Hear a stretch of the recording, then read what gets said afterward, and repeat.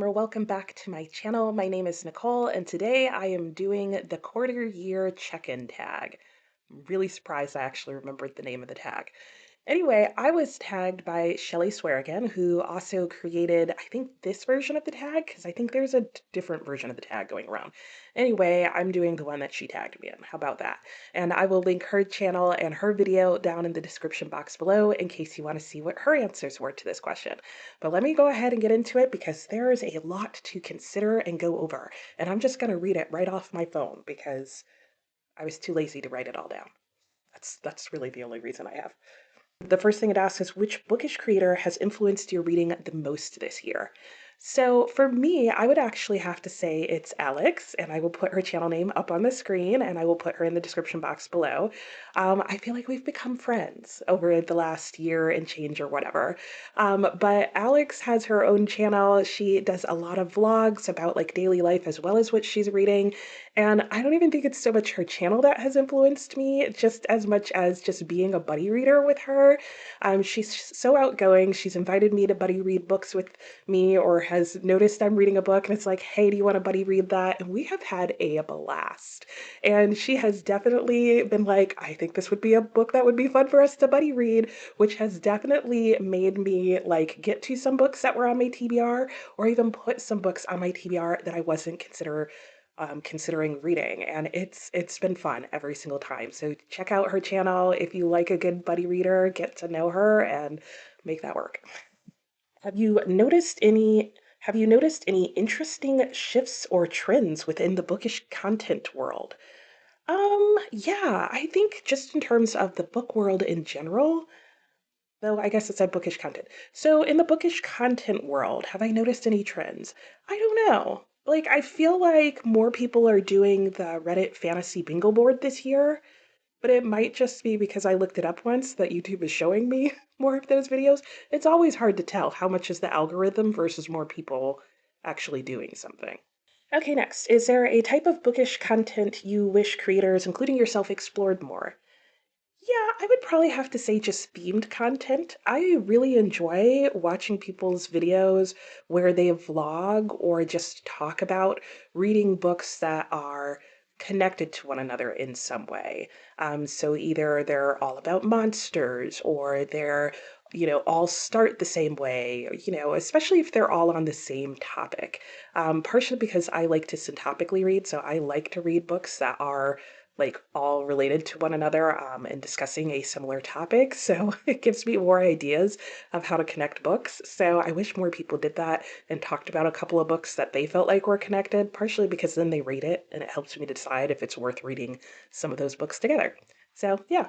And I also wish that I did more themed content. What's a book recommendation you took from a creator that completely paid off? I would have to say probably Project Hail Mary and or The Martian. That was definitely a booktube made me buy it kind of thing. I don't know whose channel I saw it on, probably multiple people's channel, but I just kept hearing these two books talked about and Andy Weir in general spoken of as just being enjoyable books and a good author. And I don't know that I would have ever picked up either of those books if not for BookTube. So that would definitely be the pick for me, and I really enjoyed both of those books. You could collaborate with any bookish creator for a unique project. Who would it be and what would you do? Okay, I don't know if I can think of any unique projects, so I'll just talk about three different creators that I think it would be fun to do something with, and that if we did something unique, that would be even better. So Alex, again, from Stay at Home Reader. Shelly would be fun to do something with. I mean, she made this tag. And probably Katie at Books and Things, because I feel like on the classics side that not always, but quite frequently, Katie and I have a lot of books in common that we both enjoy at varying levels, which I think also makes it really interesting. And it seems like we both enjoy each other's content. So, yeah. Has your relationship with the bookish community changed in any way this year? I would say it has. I feel like I'm less involved with the content creator side and with like the bookish community, and not intentionally. When I first started my channel, I was on winter break, and then shortly after that, I stopped working so that I could move. And then during my move, I wasn't working and had quite a bit of free time. And so I had a lot more time to interact with people on YouTube. And it was, especially because I was moving, a great way to like talk with other people, if you will, since I didn't know anyone where we moved. But as the year has gone on and I've gone into my second year, now that I'm settled, I'm finding myself a lot more busy and having a lot less time to actually spend watching BookTube on my own, or especially during the daytime, engaging with the bookish community. And so, yeah, so I really miss some of the people that I was able to do collabs with and just, talk to more or be on their, sprints more, that kind of thing. So I'm glad I still have my sprints because I feel like that still keeps me connected to some of the people that I've, met through the bookish community. But yeah, I don't know. I'm hoping to get more involved as time goes on this year, but we'll see how that works out. Section 2 is trends and patterns in my reading. So am I reading more or less than expected this year? I have no idea because I just kind of make really like plans at the beginning of the year and not really goals. And then I don't really track a lot of them, especially how much I'm reading. So I guess I'm reading as much as I expected I would. Are you reading more backlist or new releases? More backlist. I'm always reading more backlist books. I'm always reading more classics. I very rarely buy new releases, especially like in the year they're released. It just rarely happens for me. Have you been reading books you already own, or are you still picking up library or borrowed books? I usually read mostly books that I own. It doesn't ask if I'm still picking up books that I don't own and reading those. But I have borrowed a few books from the library this year and read them. Usually I borrow books from the library and look through them just to see if I want to buy them or own them. But this year, especially for the Carol Shields Prize, I borrowed a couple of books so that I could read off that list. What's the longest and shortest book you've read so far? So I have them over here. The shortest book I've read so far, I actually can't find. I don't know what I did with it. I'm pretty sure I didn't sell it, and it was The Brush. So I will put that up on the screen. And that was actually a poem and really good, really deep. And I did do a video wrapping up my thoughts on that.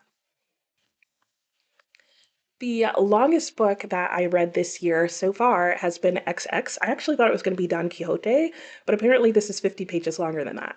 And I just read this last month and I really enjoyed this book, even more than I thought I was going to. This was a book that I started at one point last year, got about 150 pages in, and then just put it on pause at the end of the month and didn't come back to it until last month, and then read the whole thing, and it was so fascinating and so fun. Again, I will try and link the video in which I discuss my thoughts on this book, but it was probably some of the easiest 900 and almost 1,000 pages that I've read. Have you read anything completely outside your comfort zone? So I think the closest I have to this is Hello Molly by Molly Shannon. This is definitely a celebrity memoir, which is definitely a content that I don't typically read. I do like memoirs. I am only just sort of delving into celebrity memoirs, so I do own a couple.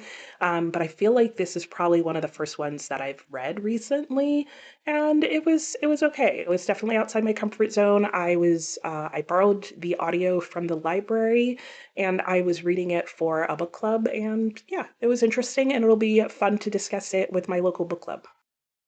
Have you noticed any patterns in the kinds of books you're drawn to this year? I haven't. I feel like I'm reading a lot of books that have more philosophical discussions in them, but I don't know whether or not that's true. So I could just say that I haven't noticed any patterns. If you've noticed any patterns in what I'm reading, yeah, comment below because I want to know about that. Have you been more intentional with your reading, or has it felt more like following whims and impulses? Definitely whims and impulses. Despite the fact that I have a TBR game and it sets my TBR for me each month, I don't know that there's I don't know that there's been any point since starting my channel that I've so frequently swapped books and now DNF'd things, decided I'm just not going to read things, moved on, and added completely unrelated books to my TBR as this year. All right, the next section is reading goals and challenges. Are you on track with any reading goals or challenges you set at the beginning of the year? Yes, I am. I do have a couple of reading challenges I'm participating in, and each month in my monthly reading wrap-ups, I go over those to see how I'm doing. I was involved in pretty much the same reading challenges last year, but didn't like track them from month to month, and that ended up being kind of weird by the end of the year. I had a whole bunch to catch up on. So I feel like I've been doing a better job with the couple of reading challenges I'm involved in. And yeah, I guess I'm on track with them. Have you abandoned or changed any goals? I didn't really make goals for this year. I just made plans and I've definitely changed them and I've definitely abandoned some. And what are they? I don't know because I abandoned them and immediately forgot about them. Are there any books you still really want to get to before the end of the year? Okay, a personal reading reflection. What's the most disappointing book you've read? So, interestingly enough, my most disappointing read so far this year has been The Women.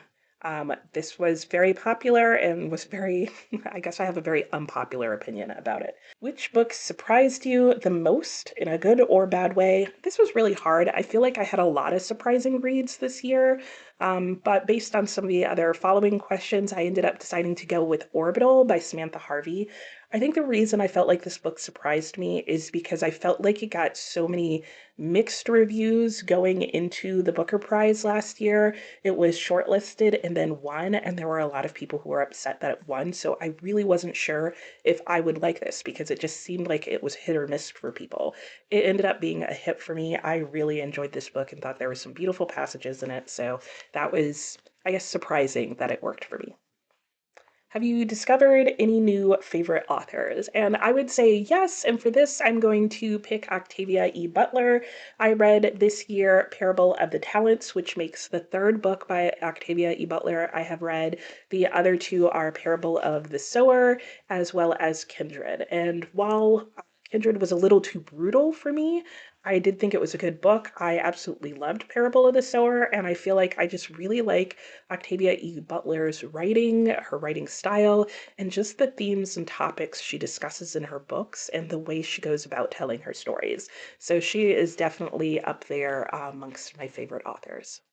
Have you DNF'd any books? If so, why? The main one that pops into my mind is Fairy Tale by Stephen King. I was reading that for my local book club, and I was just going through it, and I thought it was okay. It was a bit drawn out, and then it just started getting dark, and I just didn't care enough about the rest of the plot of the book to want to go into the darkness with it. And so I ended up DNFing it.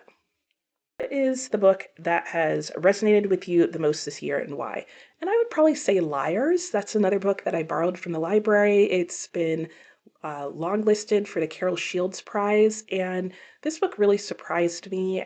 But I think the reason I put it for this one is that I really felt like I could relate to the main character's just issues and struggles in her relationship her and the difficulties she experienced being a working mom, as well as trying to, relate to another human being and uphold a marriage. Not because my life or marriage has been exactly like hers, not at all, thank goodness, in some ways.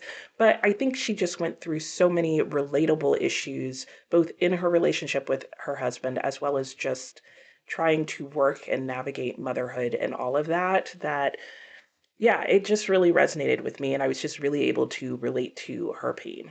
Which book challenged your perspective or made you think differently about something? And I have that right here.